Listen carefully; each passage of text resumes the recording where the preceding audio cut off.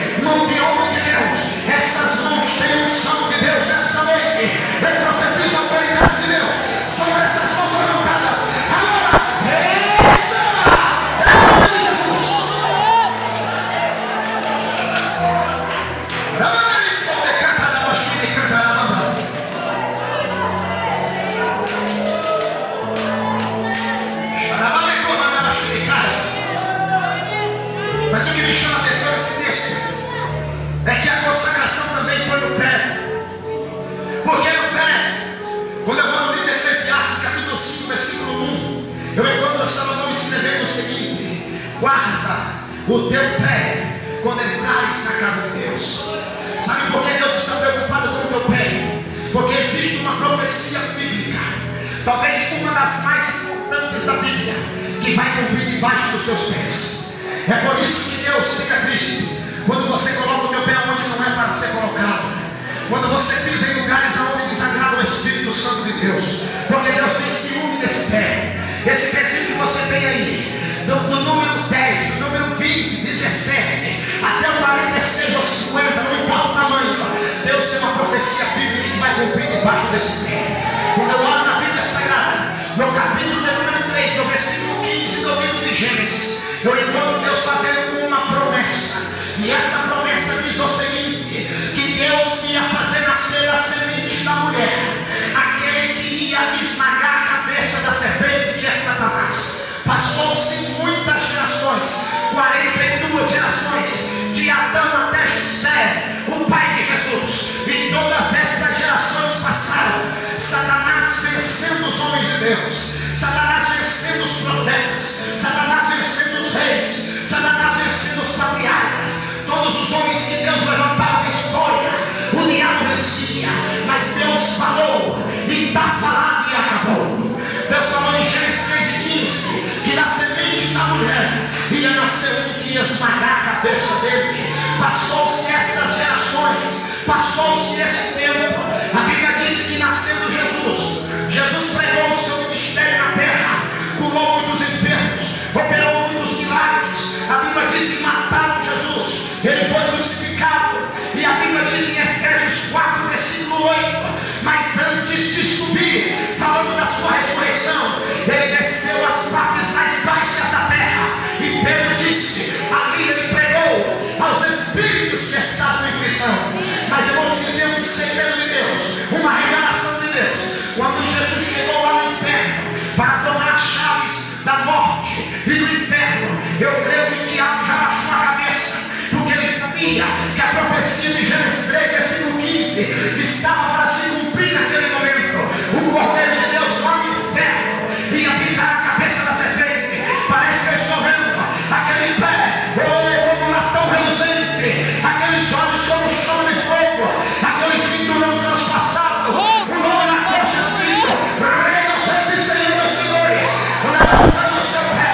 E quando ele vai baixar o pé, ele fala: não, Satanás, eu não vou fazer isso sozinho, eu não vou fazer isso agora, porque não foi você, não foi só eu que fui humilhado, tu humilhaste a minha igreja também. Parece que eu estou vendo o apóstolo Paulo escrevendo aos Romanos, entendendo esse mistério.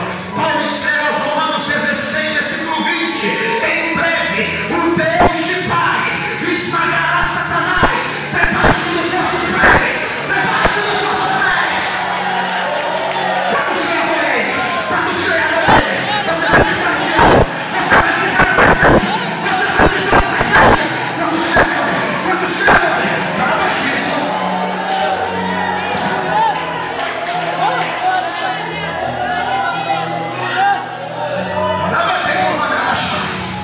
Amém.